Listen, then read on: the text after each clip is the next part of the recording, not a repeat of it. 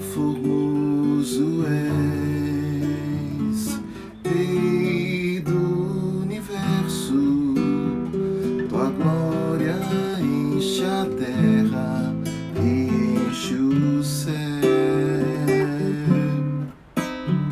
Tua glória enche a terra, tua glória enche o céu.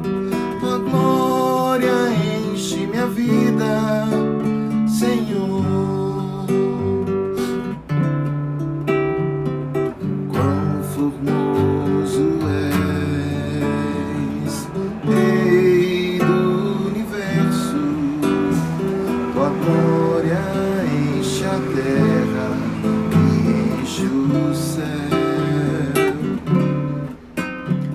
Tua glória enche a terra, tua glória enche o céu. Tua glória enche minha vida, Senhor. Maravilhoso é estar em tua presença. Maravilhoso é poder te adorar. Maravilhoso é tocar em tuas vestes. Maravilhoso é te contemplar, Senhor. Maravilhoso, maravilhoso é estar em tua presença. Maravilhoso é poder te adorar. Maravilhoso é tocar em tuas vestes. Maravilhoso é te contemplar, Senhor. Maravilhoso é te contemplar, Senhor.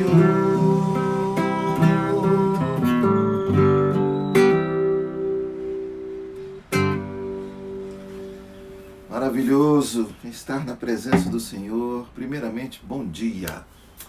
Bom dia, a moçada já está chegando, hein? Olha, nossa sala já está lotada. Jesus disse: onde estivessem 2 ou 3, né? Ele estaria presente. Gente, que privilégio a gente poder começar o nosso dia buscando o Senhor, a gente começar o nosso dia agradecendo pela noite, seja de que maneira você tenha passado essa noite. O fato é que a gente chegou aqui com vida, e esse é motivo de gratidão ao Senhor, porque se a gente não tivesse vida, do que adiantaria todos os nossos planos, do que adiantaria qualquer outro movimento nosso aqui, qualquer outra tentativa nossa. Portanto, primeiro é gratidão ao Senhor por estarmos vivos. Segundo, gratidão a Ele pelo privilégio que temos de nos juntarmos aqui nesse ambiente virtual. Que bênção a tecnologia, né? Que bênção. Graças a Deus por essa tecnologia que nos aproxima. E da maneira que ela é usada, ela pode ser bênção, mas também pode ser a causa do nosso caos definitivo. Que você e eu possamos usar com sabedoria a ferramenta que a gente tem acesso a ela hoje. Mas, sem mais delongas, né? Como já dizia o filósofo, eu queria orar para que a gente pudesse conversar um pouco a respeito da palavra de Deus, para que você e eu sejamos despertados, encorajados, para que você e eu sejamos iluminados, porque o que é a nossa bússola, é o nosso alimento, é o nosso chão, é o nosso caminho, é a palavra. Vamos orar? Graças te damos, Pai bendito, por essa manhã de quinta-feira, Senhor amado, e queremos te bendizer pelo fato de estarmos vivos e podermos aqui, ó Deus, nos ajuntarmos com os nossos irmãos, ó Pai, nesse ambiente virtual para juntos buscarmos do Senhor a direção, buscarmos do Senhor, ó Pai amado, a bênção do Senhor para a nossa vida, a Tua presença, Senhor. Ó Deus, a orientação do Teu Espírito para que possamos trilhar esse caminho, ó Pai amado, para a eternidade, Senhor. Que seja assim para a Tua glória, em nome de Jesus. Amém.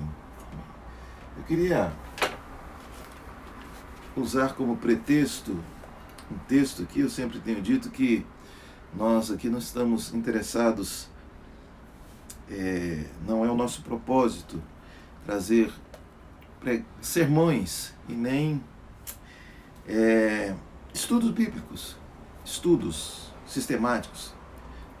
Eu sempre digo que não que isso não seja importante, mas tem o seu lugar. Mas o nosso propósito aqui é uma conversa, e que essa conversa possa, de alguma forma, criar em nós e acender alguma chama, despertar, iluminar a gente, para que a gente possa, durante o dia, aí, a gente ir suportando os trancos da vida. E o que eu queria conversar com você, a partir de um diálogo de Jesus com Pedro, registrado no Evangelho de Lucas, no capítulo 22, a partir do versículo 31. Jesus diz assim: Simão, Simão, eis que Satanás vos clamou para vos peneirar como trigo. Eu, porém, roguei por ti, para que a tua fé não desfaleça. Tu, pois, quando te converteres, fortalece os teus irmãos. Ele, porém, respondeu: Senhor, estou pronto a ir contigo tanto para a prisão como para a morte. Mas Jesus lhe disse: Afirmo-te, Pedro, que hoje 3 vezes negarás que me conheces, antes que o galo cante.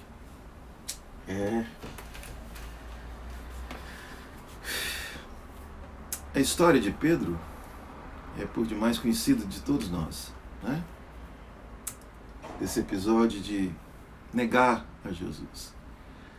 E eu fico vendo na minha vida que sou como Pedro. Não me conheço. E a gente, na verdade, a gente não se conhece. Porque quando Pedro diz aqui para Jesus que estava pronto a ir com ele, tanto para a prisão quanto para a morte, havia sim, em Pedro, um desejo sincero, uma força na cabeça de Pedro, no coração de Pedro, havia aquele amor por Jesus que seria fiel com ele até a morte. Mas acontece que a gente é assim. A gente às vezes anda pelo coração. E quantos de nós já não entediamos facilmente de situações que a gente achou que seria para a vida inteira, de repente no trabalho, até de relacionamentos, né? O coração da gente é desesperadamente enganoso. Quem o pode conhecer? O coração de Pedro aqui, eu não tenho dúvida que havia sim o desejo sincero do mais profundo do seu coração de ir até preso e até a morte com Jesus. Mas Jesus disse: olha, você está falando isso aí, mas o fato é que você vai me negar antes que o galo cante. A narrativa de Marcos, e reza a tradição de que João Marcos, que escreveu o Evangelho de Marcos, recebeu as instruções, as narrativas do próprio Pedro. E lá Marcos diz que Jesus houvera dito que Pedro o negaria 3 vezes antes que o galo cantasse 2 vezes. O número de cantada de galo aqui não é tão importante quanto aquilo que nós estamos querendo trazer para você aqui. É que Pedro quando ele viu que o galo cantou, ele caiu na real de que tudo aquilo que ele houvera prometido, e ele sinceramente tinha investido a sua vida no seu amor para seguir o mestre, de repente ele chorou amargamente. João narra que quando Jesus sai do pátio ali, sendo levado pelos soldados, o seu olhar se cruza com Pedro, e Pedro chora amargamente porque ele não se conhecia, mas sabia que Deus o conhecia. Mesmo quando eu não me conheço, Deus conhece. E o arrependimento de Pedro não era simplesmente por aquilo que ele tivera feito. O arrependimento de Pedro era por aquilo que ele ainda era, se imaginando ser alguém diferente. Paulo diz, olha, miserável homem que eu sou, lá em Romanos 7. O bem que eu quero, eu não faço. Mas o mal que eu não quero está sempre diante de mim. Arrepender-se não é simplesmente de assuntos ou de episódios pontuais. O arrependimento, segundo o Evangelho, é nós nos arrependermos de quem nós somos, e aí dá mais trabalho. Porque o Espírito é que nos convence do pecado e a gente vê que a gente tem, como diz o salmista, nossos pés são tortos e são ágeis para fugir da presença do Senhor. A gente é craque, a gente é expert em pecado. E Pedro, embora de verdade quisesse ser fiel, ele se viu escorregando, caindo. E de fato ele negou o Senhor Jesus por 3 vezes. Eu já neguei muito mais do que isso. Quem sabe você também já tenha negado 1 ou 2. E com atitudes tão toscas, completamente desnecessário, que não justificaria alguém que, de repente, no domingo à noite, jura fidelidade eterna, Senhor, eu vou com o Senhor até a morte, de repente, na segunda-feira pela manhã, no domingo mesmo, após o culto, está com atitudes, agasalhando no coração, acolhendo no coração maquinações perversas de ódio, de adultério, de inveja, de mentira, de coisas que não combinam com quem professa o nome de Jesus e que tempos atrás, instantes atrás, jurava a ele fidelidade. Porque a gente não se conhece. Nosso coração é enganoso. Mas Jesus conhece. Jesus não nos ama porque a gente jurou fidelidade para ele. Olha, Senhor, nunca mais eu vou pecar. Aí Jesus fala, agora sim você entendeu, Gilmar. Até que enfim, agora eu boto fé em você. Não, ele sabe exatamente a minha estrutura. E ele me ama por aquilo que ele é. Ele sabe que de repente eu posso, eventualmente, daqui a pouco, fazer o que não devia, estar nos caminhos de quem não tem nada a ver com aquela proposta que ele me chamou. Ele diz, na cruz você é perdoado. Foi o que ele fez com Pedro. E lá em Lucas, aqui que nós lemos, ele diz,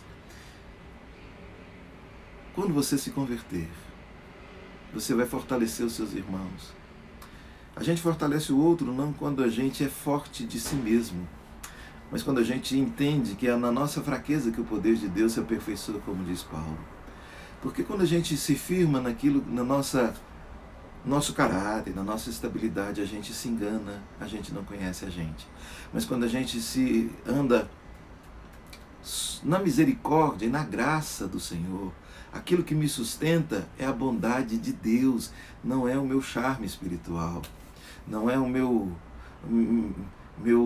evangeliquez, o meu evangelicamente correto ou politicamente correto. O que me sustenta é a graça e a misericórdia de Deus. Porque se eu tentar me firmar naquilo que eu sou para ser aceito no meio, é assim o ambiente da religião. É profundamente hipócrita, porque as pessoas não podem ser quem elas são. Até porque elas querem ser alguma coisa e trabalham para cultivar essa imagem para aceitação e para consumo. São gestores de imagem muito mais do que aqueles que trabalham para que o coração se converta ao Senhor. E o coração só pode se converter ao Senhor quando a gente encara ele e diz, ele é enganoso. Todavia, o Espírito de Deus que testifica que o meu coração é enganoso, ele mostra em Cristo o perdão. Relaxa, você já é perdoado. Na cruz o seu pecado é perdoado. Então, é aí, nesse crer no perdão, receber, é que a gente pode ajudar aqueles que... Aí a gente se converteu, a gente entrou no caminho, a gente pegou o rumo certo. E aí que a gente pode ajudar as pessoas a olhar para Cristo, porque a gente não fica simplesmente acobertando os nossos pecados, mas a gente sabe quem a gente não nega quem a gente não nega quem Cristo é, e a gente sabe que a gente depende só dele.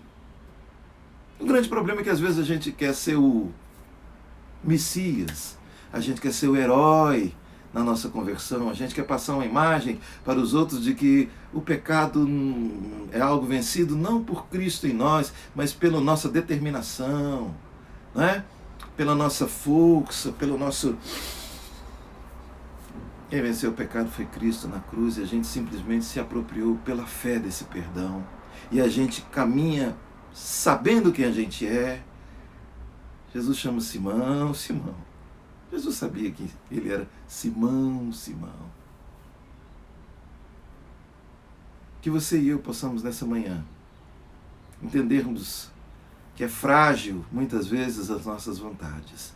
São frágeis. Ainda que haja sincera determinação para fidelidade ao Senhor, eventualmente a gente não passa de alguém que escorrega, alguém que injustificavelmente o nega, com atitudes, com reações, com palavras, com pensamentos. Todavia, olha lá em João, capítulo 21, Jesus caminhando com Pedro, o perdão já tinha sido dado a Pedro, antes que você e eu existíssemos, quanto mais pecássemos. Porque para pecar é preciso primeiro existir. Antes que você e eu existíssemos, foi nos dado o perdão, porque o Cordeiro foi morto na fundação do mundo. Antes que existisse gente, antes que existisse pecado na terra, Cristo já foi morto na fundação do mundo.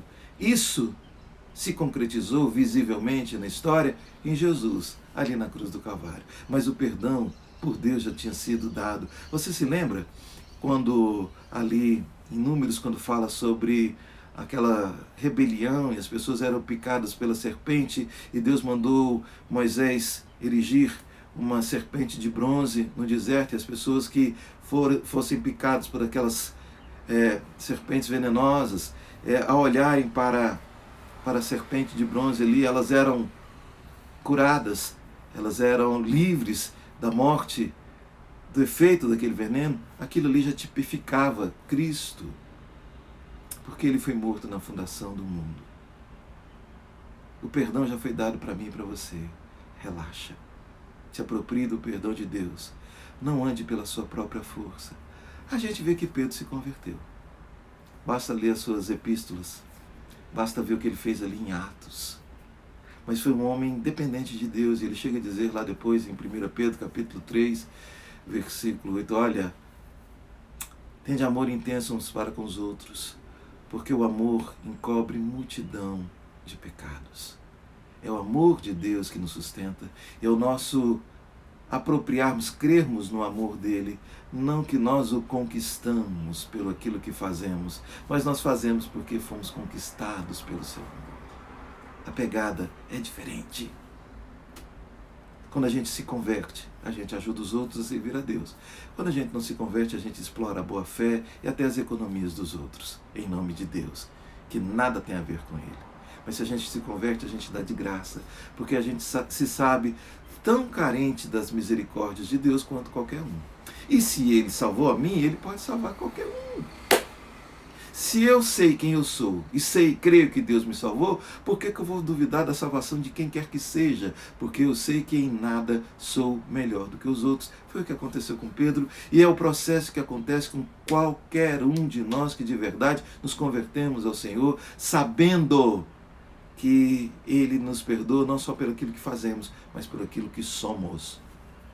Pecadores, amantes do pecado, abraçados com o pecado, impregnados de imundície do pecado, da bagaceira, mas é o amor dele que nos tira daí, desse lugar.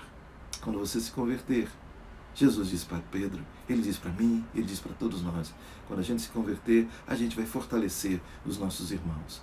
Porque nós não vamos falar para eles dependerem da nossa força, da nossa beleza, da nossa inteligência, da nossa unção, da nossa virtude, mas que dependam única e exclusivamente da bondade e misericórdia de Deus, porque Deus estava em Cristo reconciliando consigo o mundo, não imputando aos homens as suas transgressões, e Ele nos deu a palavra da reconciliação, tanto com Ele quanto com a existência, tanto entre nós nos reconciliamos, a gente não anda mais disputando naquela gincana, naquele concurso, sou mais santo que você, quem é mais santo entre nós, quem é melhor dentre nós, quem está mais perto de Deus entre nós. Não, nós não andamos mais nessa idiotice, porque fomos iluminados, sabendo que, embora tenhamos já o negado, Ele ainda assim nos ama. Ele disse, vai, não peques mais, vai anunciar para os outros, você pode ajudar os seus irmãos,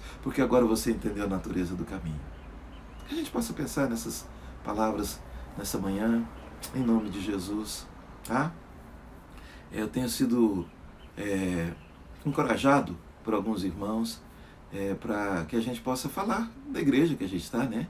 Eu quero convidar você, se você se sente livre para congregar. Hoje, às vezes, as pessoas têm estado temerosas, algumas até com certa razão, não é? Mas eu queria convidar você a estar comigo na Igreja de Cristo do Jardim Atlântico, no domingo, 7 horas da noite, tá? É ali que nós estamos recomeçando esse período aí de forma, ainda não da forma que vai ser, né? E nem da forma que já foi, mas assim, de forma paulatina, gradativa, nós estamos recomeçando ali a nossa jornada de congregarmos para ouvirmos a palavra, para orarmos juntos, para louvarmos, adorarmos a Deus juntos, para participarmos juntos da ceia, para cultuarmos em comunidade o Senhor. Eu queria convidar você a estar comigo, Avenida Ipanema, número 1025, no Jardim Atlântico aqui em Goiânia. Tá bom? Você que é daqui de Goiânia. Você que não é daqui de Goiânia, dá tempo. Hoje é quinta-feira ainda, faça uma caravana e venha, né? Se você estiver no exterior, dá tempo ainda. Enfim, brincadeira à parte, se você quiser, você vai ser sempre bem-vindo aqui. Ainda não dá, né, irmã Vilda? E vai dar certo sim, logo, logo você vai estar com a gente aqui também, na Igreja do Jardim Atlântico, Vilda querida. Amém? E eu queria orar por você, em nome de Jesus, para que você e eu, ainda que Satanás venha peneirar a nossa fé, ainda que Satanás venha querer nos fazer jogar de um lado para o outro, Deus às vezes permite, mas Ele vai orar para que a nossa fé não desfaleça, para que quando você e eu nos convertermos, entendermos que não depende de quem quer ou de quem corre, mas de Deus que usa de misericórdia, assim como Paulo escreve lá em Romanos, capítulo 9, versículo 16, que você e eu possamos de fato ajudar os nossos irmãos, nos sabendo em nada melhor um do que o outro, mas todos igualmente pecadores sim, mas redimidos pela bondade e misericórdia de Deus em Cristo Jesus na cruz do Calvário. Vamos orar? Pai, em nome de Jesus, eu quero colocar, ó Deus amado, a cada um dos seus filhinhos que comigo aqui se juntam nessa manhã, ó Pai.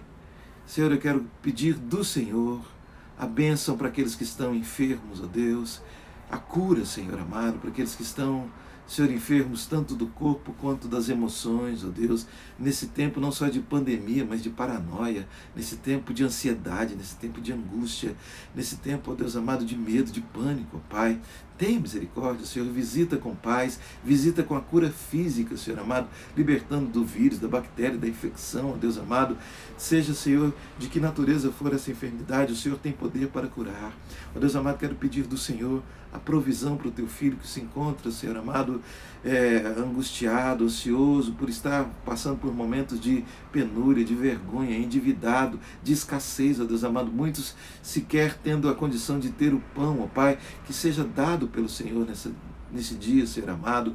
Senhor, em nome de Jesus, que a nossa fé, ó Pai, seja despertada, que saiamos do marasmo, que saiamos da paralisia, Senhor amado, e nos voltemos para o Senhor, ó Deus, que não estejamos usando esse tempo de muitas vezes de isolamento para nos isolarmos do Senhor, mas que busquemos a Tua face em todo o tempo, ó Pai, a fim de que a nossa força venha do Senhor e não simplesmente de aparente, ó Deus amado, com pose, ó Deus amado, com externalidades, com futilidade, ó Deus, mas que o nosso coração de fato esteja convertido ao Senhor e que esse coração convertido ao Senhor frutifique, ó Pai. Isso possa influenciar, ó Deus amado, as nossas convivências, Senhor, o lugar que convivemos, o lugar que vivemos e com todos aqueles que se cruzam conosco no caminho, que possam receber a porção do Senhor que exala de nós, ó Pai. Que seja assim, um dia de bênção, um dia de vitória sobre a carne, sobre a influência do mundo, sobre o pecado, sobre o diabo, Pai.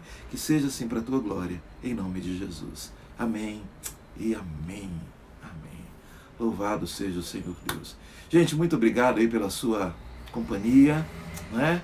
Hoje é quinta, amanhã, se Deus permitir, a gente está aqui na sexta-feira, o último dia dessa semana, amanhã, da nossa caminhada de oração. Venha estar conosco, tá bom? E agora que o Senhor te abençoe e te guarde. Que o Senhor faça resplandecer o rosto sobre ti e tenha misericórdia de ti. Que o Senhor sobre ti levante o rosto e te dê a paz. Um bom dia, um abração. Até amanhã, se Deus quiser.